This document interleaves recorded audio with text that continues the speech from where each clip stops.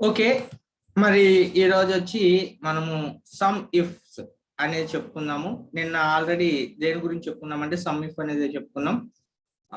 Some if చెప్పుకుందాం అండి ఇవాళ కూడా.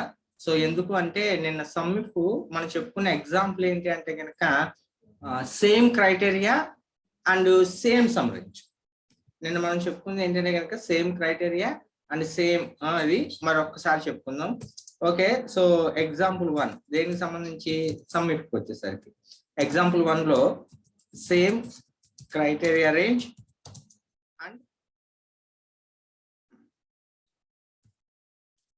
అండ్ సమ్ ఆ రెండు కనుక ఒకే దాంట్లో ఉంటే ఏంటి అనేది చెప్పుకున్నాం. ర్యాండ్ బిట్వీన్ అన్న తర్వాత 10,30 ఇచ్చాను. సో కింద వరకు డ్రాగ్ చేశాను. ఈరోజు కొంచెం ఎక్కువ వాల్యూస్ తీసుకున్నాను.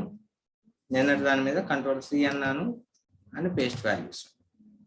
సో ఇది సరే. ఇప్పుడు నాకు టోటల్ అమౌంట్ అనేది కావాలి. మరి టోటల్ అమౌంట్ కావాలి కాబట్టి దాన్ని total amount so is equal to some of అని నేను ఒక రేంజ్ అనేది సెలెక్ట్ చేసుకున్నాను. ఓకే. రేంజ్ A3:A14 ఇది క్లిక్ చేసుకున్నాను. నాకు టోటల్ 932 అనేది వచ్చింది. సరే, ఈ 932 వచ్చిన తర్వాత నెక్స్ట్ టోటల్ అమౌంట్ అయిపోయిన తర్వాత అబౌవ్ ఓకే నా total amount of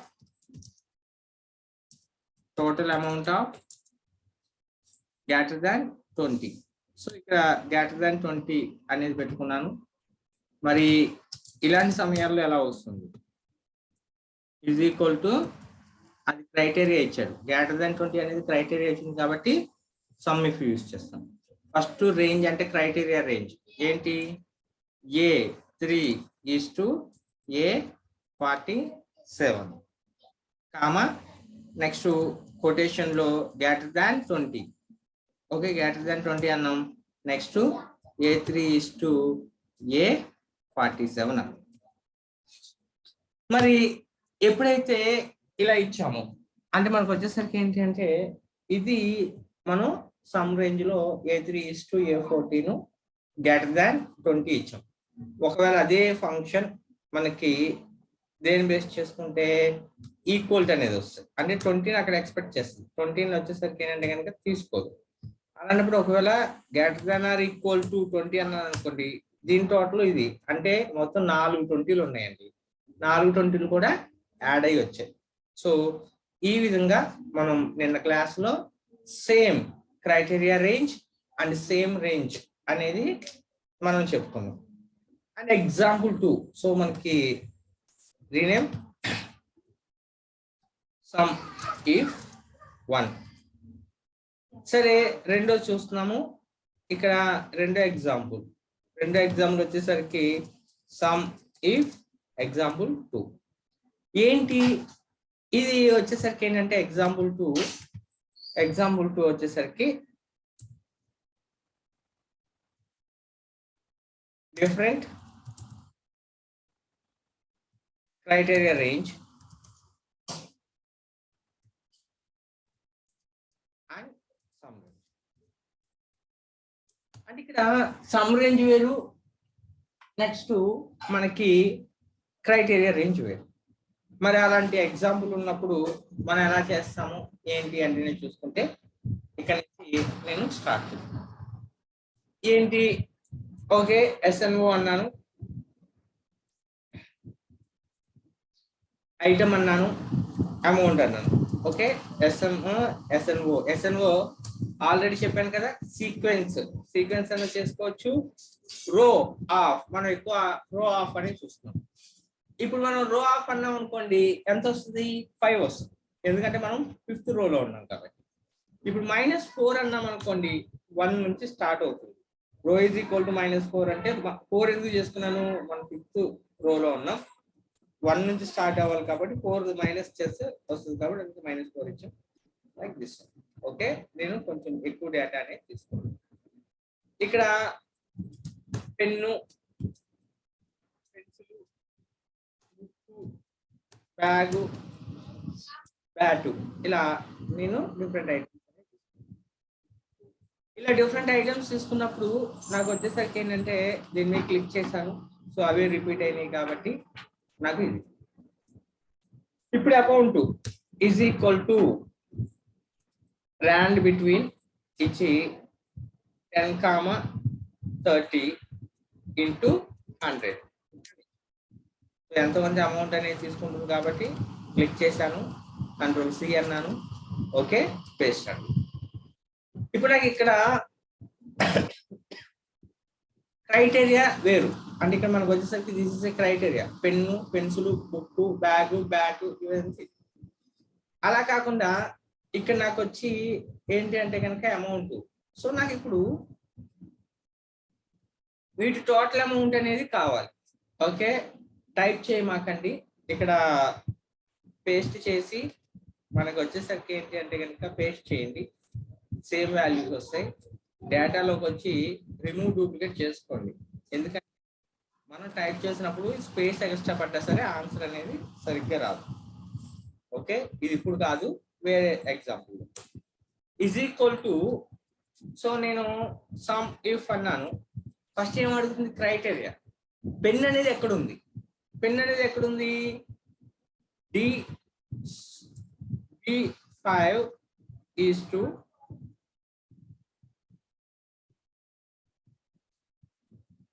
is equal to sum if అని ఓకేనా, B5 is to B65. ఇదేంటిది క్రైటీరియా రేంజ్. క్రైటీరియా కొటేషన్ లో పెన్ అని ఇవ్వాలి. తర్వాత సమ్ రేంజ్, సమ్ రేంజ్ వచ్చి C5 is to C65 అని ఇచ్చుకోవాలి. అప్పుడు నాకు పెన్ను యొక్క టోటల్ అమౌంట్ అనేది వస్తుంది. ఇక్కడ నాకు కరెన్సీ అని ఉంటుంది, కరెన్సీ ఎందుకంటే కనుక ఇది కరెన్సీ కాబట్టి కొంచెం తీసుకోండి. ఓకే ఇది కూడా కరెన్సీ కాబట్టి నేను కరెన్సీ తీసుకున్నాను. దీన్ని ఫార్మాట్ పెయింటర్ అంటారు. క్లిక్ చేశాను, కంట్రోల్ షిఫ్ట్ పట్టుకొని డౌన్ యారో నొక్కాను. కంట్రోల్ షిఫ్ట్ పట్టి డౌన్ యారో ఎప్పుడైతే నొక్కాను అప్పుడు మనకి అన్నిటికీ కూడా ఈ ఫార్ములా అనేది అప్లై అవుతుంది. సరే రెండవది pencil is equal to some if of range. ఇక్కడ నాకు రేంజ్ వచ్చి ఏంటి అంటే కనుక ఏం తీసుకున్నాం, B5 is to B65 something. And next one వచ్చేసరికి కొటేషన్ లో pencil comma C5 is to C65. ఒకసారి చెక్ చేస్తాను అదో కాదో, close and click on it. 65. So ఇది అప్లై చేస్తాను అంటే పెన్సిల్ యొక్క టోటల్ అమౌంట్. నేను దీన్ని కాపీ చేశానండి, కంట్రోల్ సి అన్నాను, ఎంటర్ నొక్కాను. F2 అంటే కనుక కర్సర్ వస్తుంది, కంట్రోల్ V అన్నాను. ఇక్కడ పెన్సిల్ ప్లేస్ లో నేను వచ్చేసరికి ఏమని టైప్ చేశాను అంటే కనుక బుక్ టైప్ చేశాను. ఓకే F2 నొక్కాలి, కంట్రోల్ V అనాలి. పెన్సిల్ నొక్కిన తర్వాత ఏం చేసుకోవాలి, బ్యాగ్ అని టైప్ చేసుకోవాలి, బ్యాగ్. సో ఇక్కడ కంట్రోల్ V అన్నాను, ఇక్కడ ఏంటి బ్యాట్ అన్నాను. సో నాకు వచ్చేసరికి ఏంటి అంటే కనుక బ్యాట్. ఇప్పుడు నేను ఫార్మాట్ పెయింటర్ అని క్లిక్ చేశాను. నేను ఎప్పుడైతే కనుక ఇలా డ్రాగ్ చేశాను అప్పుడు నాకు ఆటోమేటిక్ గా ఫార్మాట్ పెయింటర్ అనేది మనం ఏదైతే అప్లై చేసుకున్నామో అది వస్తుంది. టోటల్ అమౌంట్ ఇది. ఒకవేళ is equal to total amount వచ్చి నాకు ఆల్ట్ ఈక్వల్ టు నొక్కితే సరిపోతుంది, ఎందుకంటే ఇవి కూడినా సరిపోతుంది, దానికి ఫామ్ లో మనం రాయాల్సిన అవసరం లేదు. సో ఇలాగా మనం ఏంటంటే కనుక different criteria range and sum range, అంటే different criteria and different sum range అన్నప్పుడు ఇలాంటి ఎగ్జాంపుల్ అనేది మనం యూజ్ చేసుకుంటాం. ఇది కూడా ఏంటి అంటే కనుక సమ్ ఇఫ్కి సంబంధించింది. నెక్స్ట్ ఇంకో example rename. So some if ఈ సమ్మిఫ్ లో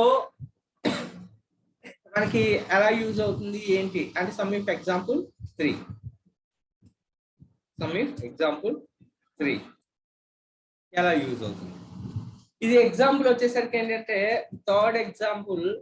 సో ఏంటి అంటే కనుక సమ్ ఇఫ్ అండ్ ఇఫ్ రెండు యూజ్ చేస్తున్నాను, రెండు యూజ్ చేస్తూ ఓకే మనం ఎగ్జాంపుల్ 3 అనే చెప్పుకున్నాం. ఇక్కడ నేను SNO అన్నాను, ఐటమ్ అన్నాను, ప్రైస్ అన్నాను, కొత్తగా ఇచ్చాను, క్వాంటిటీ అన్నాను, అమౌంట్ అన్నాను. సో ఇక్కడ అమౌంట్ అనేది ఎలా వస్తుంది? సో నాకు వచ్చేసరికి ఏంటంటే కనుక అమౌంట్ స్పేస్ ప్రైస్ బ్రాకెట్ లో ప్రైస్ ఆస్ట్రిక్ క్వాంటిటీ ఇది ఇచ్చాను. సరే నేను ఇలా ఇచ్చిన తర్వాత దీన్ని టెస్ట్ వర్క్ చేశాను అని కొద్దిగా ఇది పెంచుకున్నాను. ఇప్పుడు నాకు ఇది సెలెక్ట్ చేసుకున్న తర్వాత centre and centre middle apply చేసి ఇది అప్లై చేశాను, గోల్డ్ అప్లై చేసుకున్నాను. సో నాకు ఇది ఇప్పుడు నాకు ఐటమ్స్ ఉన్నాయి కదా, ఏమేమి ఐటమ్స్ ఇచ్చుకున్నాను. సో నాకు కంట్రోల్ సి ఇవి ఐటమ్స్ ఇక్కడ ఉంటాయి కాబట్టి నాకు కంట్రోల్ బి ఇదేంటిది ఐటమ్. పెన్ ఐటమ్ ఎంత? పెన్ ఐటమ్ వచ్చి నాకు ఓకే పెన్ ఐటము 10 రూపీస్ అండి, pencil 5 rupees, book 20 rupees, bag 100 rupees, bat 50 rupees ఇలా మనం ఇచ్చుకున్నాం. ఇంకా వచ్చి ప్యాడ్ అనేది కూడా యాడ్ చేసుకున్నాను. ప్యాడ్ వచ్చి ఎంత అంటే కనుక okay 30. So pen, pencil, book, bag, bat, pad ఇచ్చాను. సో ఇక్కడ 10, 5, 20 కాస్ట్ అనేవి కూడా ఇచ్చుకున్నాం. ఇప్పుడు చెప్పుకునే దానికంటే ఇంకా మనం బెస్ట్ గా రాయొచ్చు. ఓకేనా? సో బెస్ట్ గా రాయొచ్చు, కాకపోతే ఇది ఎగ్జాంపుల్ కాబట్టి నేను ఒకసారి ఎక్స్ప్లెనేషన్ అనేది తీసుకుంటాను. సరే ఇక్కడ మనం ఇందాక ఏ రో ఆఫ్ అని ఇచ్చాను. సో వచ్చేసరి అంటే మన ఇష్టం అండి, ఏ ఫంక్షన్ అయినా వాడుకోవచ్చు మన అవసరాన్ని బట్టి. నేనైతే ఏంటి అంటే కనుక 200, 1, ఓకే నేను ఏంటంటే డిఫరెంట్ ఫంక్షన్స్ అప్లై చేస్తూ ఉంటాను. ఎందుకు? జస్ట్ ఊరికే తెలుసుకోవడం కోసం. ఓకే ఐటమ్ ఇక్కడ ఐటమ్ వచ్చేసరికి ఏంటి అంటే కనుక నేను ఏమన్నానంటే పెన్ అన్నాను, ఇదే రిపీట్ చేసుకుందాం.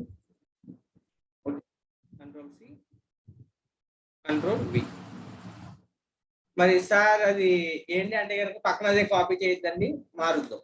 ఓకే ఇది సో ఇది ప్రైస్ ఎప్పుడు కూడా కరెన్సీ కాబట్టి కరెన్సీలో పెట్టాను. ప్రైస్ పెన్ యొక్క అమౌంట్ అంటే ఇక్కడ ఉన్న అమౌంట్ ఆటోమేటిక్ వచ్చేయాలి is equal to if pen అంటే సారీ B4 అంటే B4 లో పెన్ ఉంటే ఓకేనా, B4 లో పెన్ ఉంటే ఎంత రావాలి? 10 అని రావాలి. అదే B4 ఈక్వల్ టు పెన్సిల్ అయితే నాకు 5 రావాలి. ఇఫ్ యాడ్ చేయడం మర్చిపోయానండి. ఓకే ఇఫ్ యాడ్ చేయడం మర్చిపోయి ఇది అయిపోయింది. అలా కాలేదు, if okay B4 equal to book అయితే ఎంత రావాలి? 20 రావాలి. అది కాదు, ఇఫ్ B4 ఈక్వల్ టు ఏమైతే బ్యాగ్ అయితే నాకు ఎంత బ్యాగ్ 100 అవ్వాలి.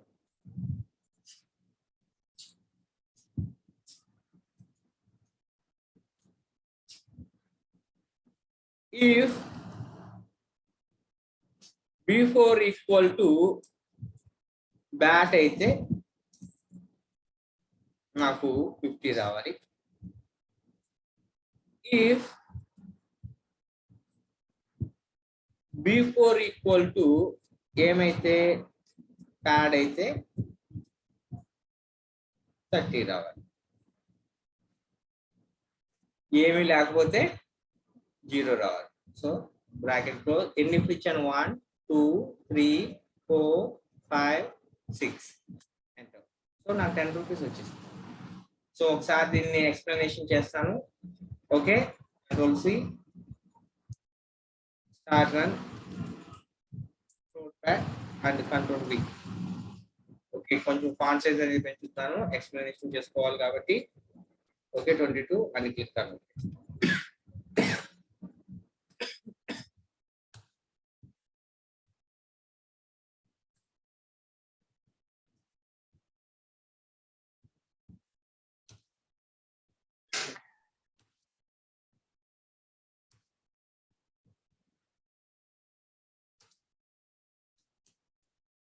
ఓకే, సో ఒకసారి దీన్ని గురించి ఎక్స్ప్లెయిన్ చేసుకుందాం. నేను ఫస్ట్ అది చెక్ చేసుకుంటుంది. మనకు వచ్చేసరికి ఏంటంటే కనుక B4 ఎన్ని ఇఫ్లు ఇస్తే ఎన్ని ఇఫ్లు.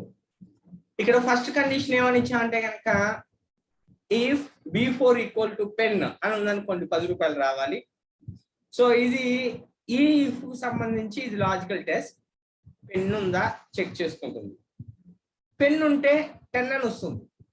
ఓకే, పెన్ను లేదు, అప్పుడు ఈ ఇఫ్ అనేది చెక్ చేసుకుంటుంది. ఈ ఇఫ్ చెక్ చేసుకున్నప్పుడు B4 లో పెన్సిల్ ఉందా, ఉంది అనుకోండి, అప్పుడు నాకు వచ్చేసరికి ఏంటి అంటే కనుక నాకు కామాలు ఈక్వల్ జాగ్రత్తగా చూసుకుంటే పెన్సిల్ వచ్చేసరికి 5 రూపీస్ అని వస్తుంది. If B4 equal to book ఉంది అనుకోండి 20 రావాలి, మళ్ళీ కామా.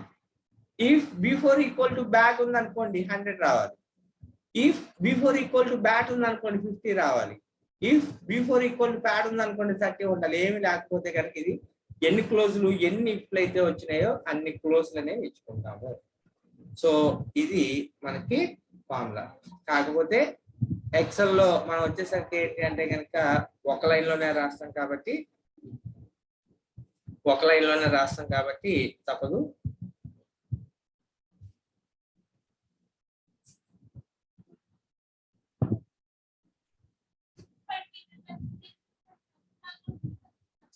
ఓకే,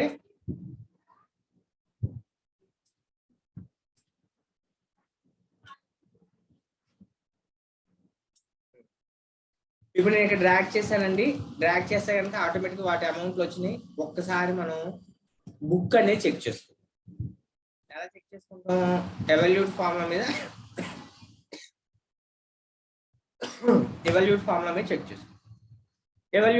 చెక్ చేసుకుంటాం కాబట్టి ఒకసారి చూసుకోండి. ఎందులోకి వెళ్ళాలి? ఎవల్యూట్ ఫార్ములా అంటే డేటాలోకి రావాలి.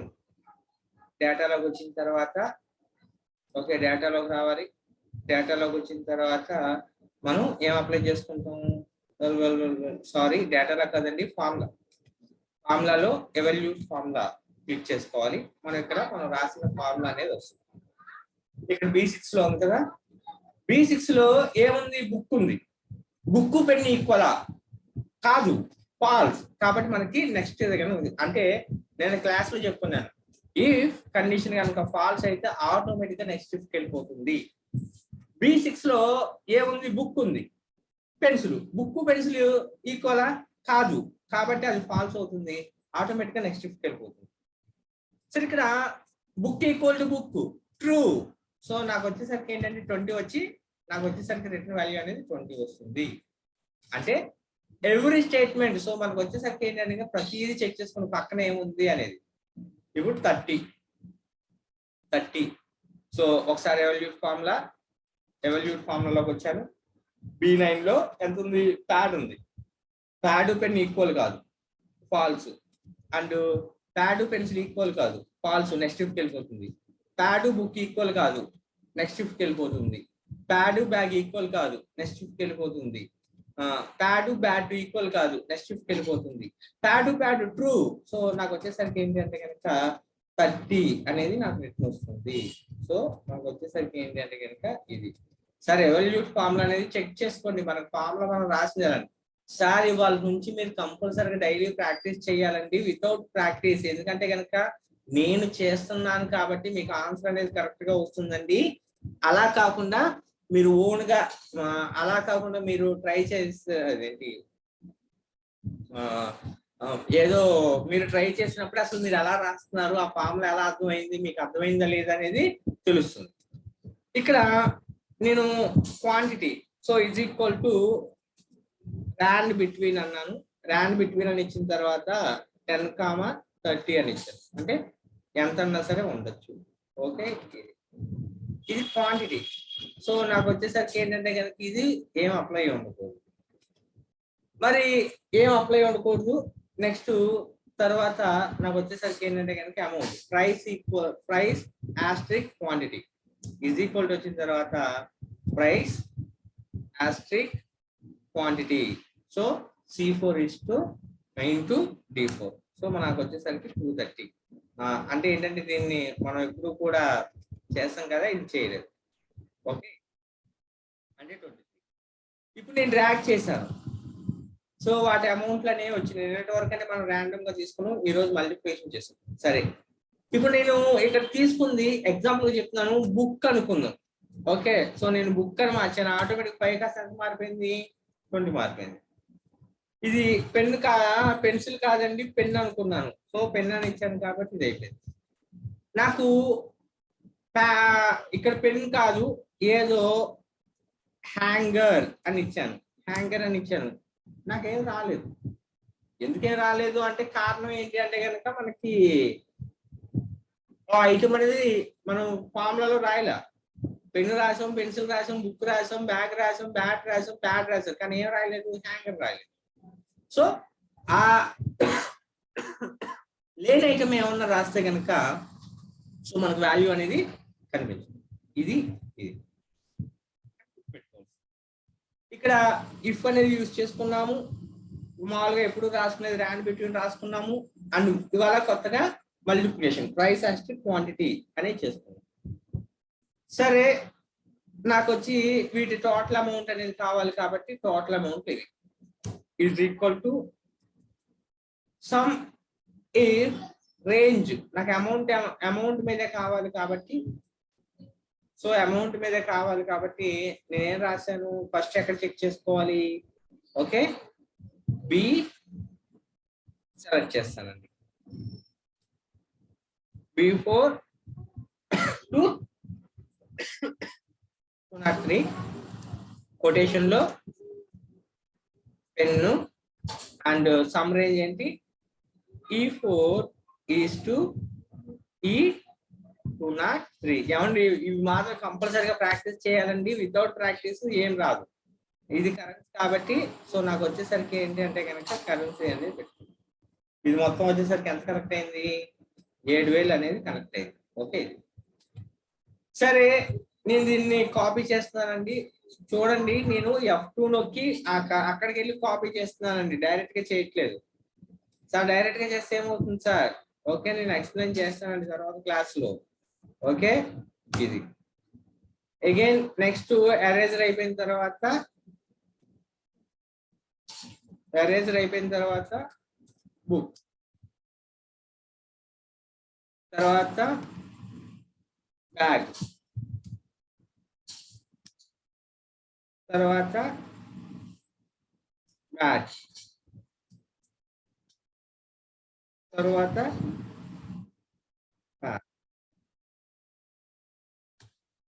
ఓకే. సో నేను దీన్ని సెలెక్ట్ చేశానండి, ఫార్మాట్ పెయింటర్ అన్నాను, అలాగే దీన్ని నేను ట్రాక్. సో మనకి దేని అమౌంట్ అనేది ఇది వచ్చింది. ఇది వచ్చేసరికి ఏంటి టోటల్.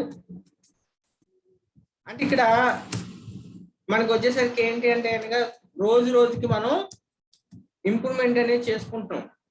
ఓకేనా, ఇంప్రూవ్మెంట్ అనేది చేసుకుంటున్నాం. సో ఎలా చేసుకోవాలి ఏంటి అనేది నేనేం చేసుకున్నాను, centre, middle and board. So graph test అనేది కూడా అప్లై చేసుకున్నాను.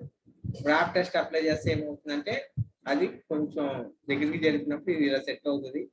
కరెన్సీలో ఉంది కాబట్టి హ్యాష్ వస్తుంది. సో అవి కొంచెం జాగ్రత్త. ఓకే, మనకి ఈ సమ్ లో అంటే ఇఫ్ కండిషన్ కూడా యూజ్ చేస్తాం.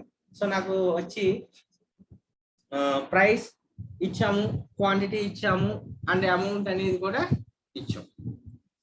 ఇప్పుడు ఇంకొకసారి ఎక్స్ప్లెయిన్ చేస్తున్నానండి. మనకి ఇవాళ కొత్తగా వచ్చిన ఆప్షన్ ఓకేనా, ఏంటిది, ఇవి ఇక్కడ మనకి చాలా జాగ్రత్తగా చూసుకోవాల్సింది ఏంటి అంటే కనుక కామాలు, ఓకే, అండ్ ఓపెన్ బ్రాకెట్లు కంపల్సరీగా చాలా జాగ్రత్తగా చూసుకోవాలి. ఓకే, అది కనుక మీకు అర్థం కాకపోతే ఇంకా మీరు వచ్చేసరికి ఏంటంటే కనుక ఎక్సెల్ క్లాస్ కి ఫుల్ స్టాప్ పెట్టేస్తారు, సమస్య లేదు. అదేంటి సార్ అట్లా అంటారండి, ఎందుకంటే ఎక్సెల్ క్లాస్ లో వన్ ఆఫ్ ది బిగినర్స్ కి one of the toughest topic if. So ఇక్కడ మనం ఒక్కసారి ఎక్స్ప్లెయిన్ చేసుకున్నప్పుడు ఏంటి అంటే కనుక చూద్దాం. ఇఫ్ కి ఇజ్ ఈక్వల్ టు ఇఫ్ అని ఇచ్చిన తర్వాత ఫస్ట్ మనకి లాజికల్ టెక్స్ట్.